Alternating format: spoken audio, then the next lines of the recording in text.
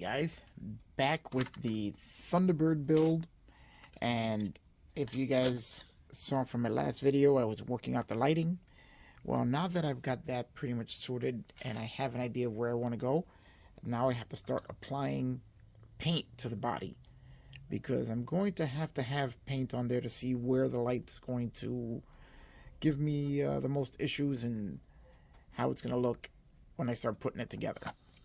So as you see here, I've got all my masking done. Let's see if I can get this camera to cooperate. There we go. We've got all the masking done. And we have half the body masked. The front here where we showed where the light's going to come through. We have the pod masked up. We have the nose. The engines. So we're going to start doing some painting there. We also have all of our other parts prepped and ready for paint. We have them all sitting here, so we're going to start doing some painting, and hopefully this works out the way I want. So we're going to go back to the booth and get ready for paint. Okay, we will be trying for the first time our Mr. Finisher Surfacer Black Primer, because normally I would go at it with the Fine Surface Primer from Tamiya in gray, or the Mr. Surfacer 1000 in gray, and then add black in order to do my pre-shading. But I just picked this up, so we're going to see how well this works, and we're going to prime it all in black, and hopefully that'll give us a good result for our pre-shading.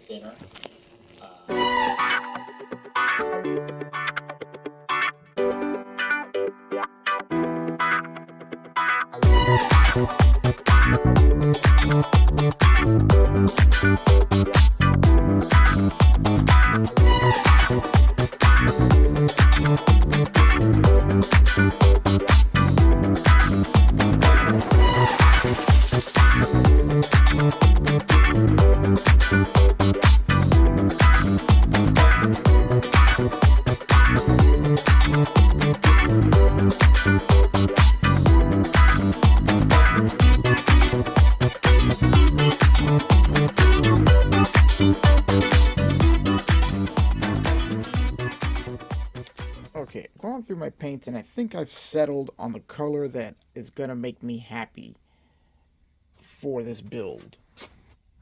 And we're going to try it out on the pod first, so we can see what that looks like.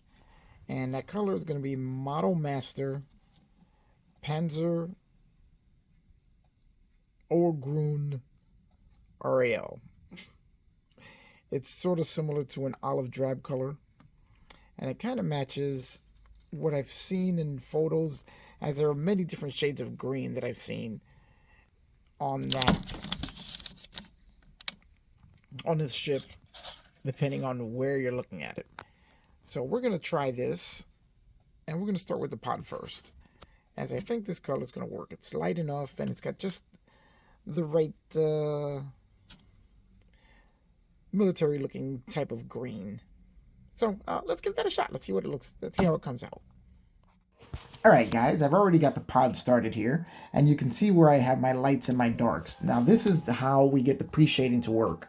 Now that the part is already black, you can see here where I'm laying down my color on each individual panel. I'm not painting the whole thing all the way across because I don't want it to be a completely even color. We're trying to show some wear on this part. So what I do is, on the center of each panel is where I lay my heaviest coat of paint to give us our more concentrated color. And then what I do is I lay a thinner coat to blend all of these panels together, so that it looks as if it's got wear and tear on it, but not as though it's been destroyed or it's been through a war or something like that, because this is not a war machine. This is the International Rescue Vehicle.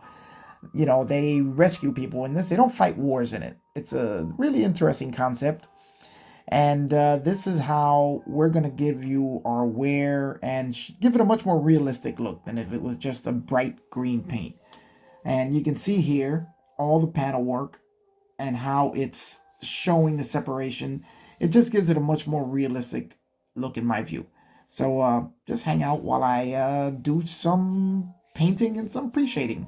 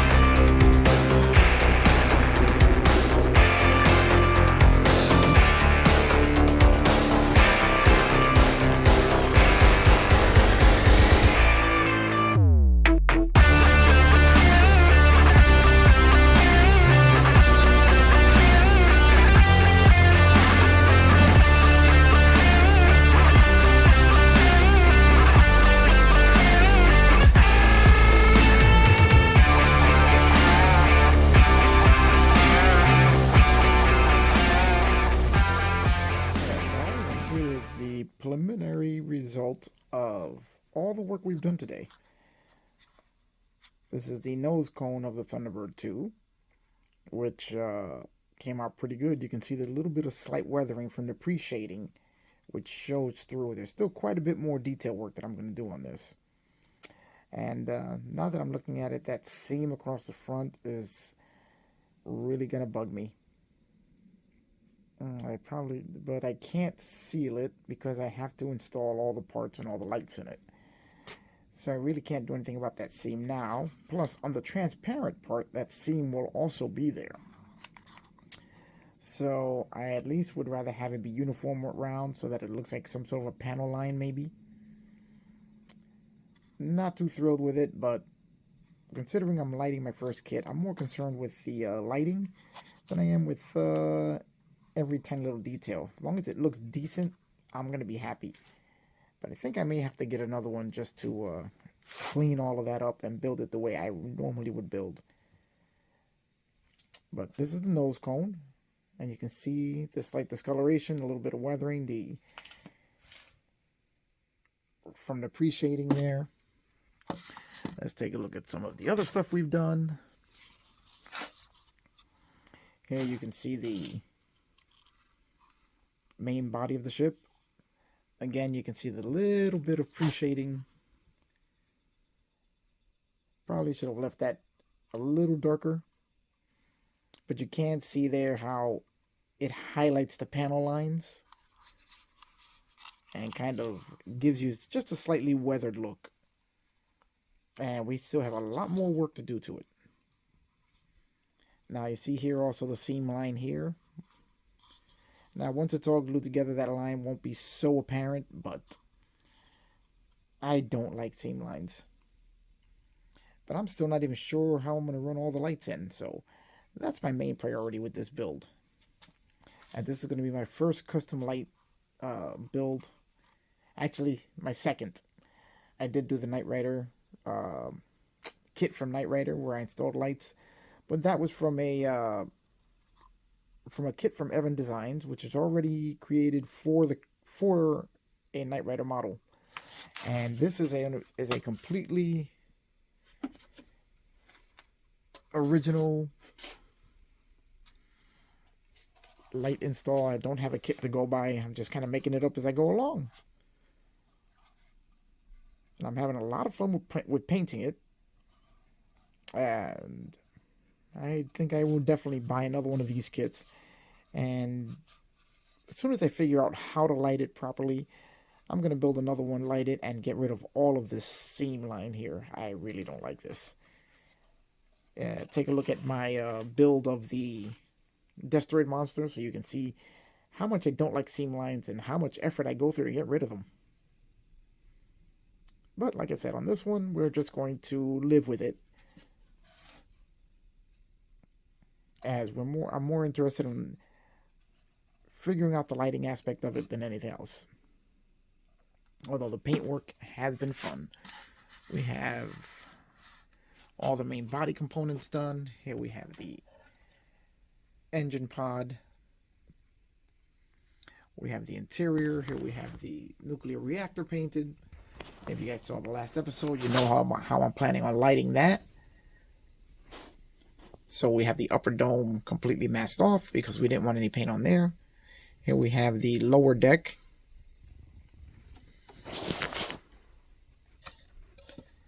Here we have the upper deck. And you can see all the pre-shading really worked here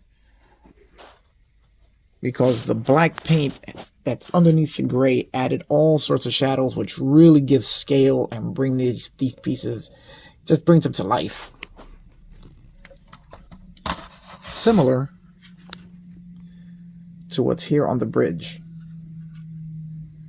You can see the shadows that are highlighted, which just adds something to the model and really adds scale to it, I think. So that's it, guys.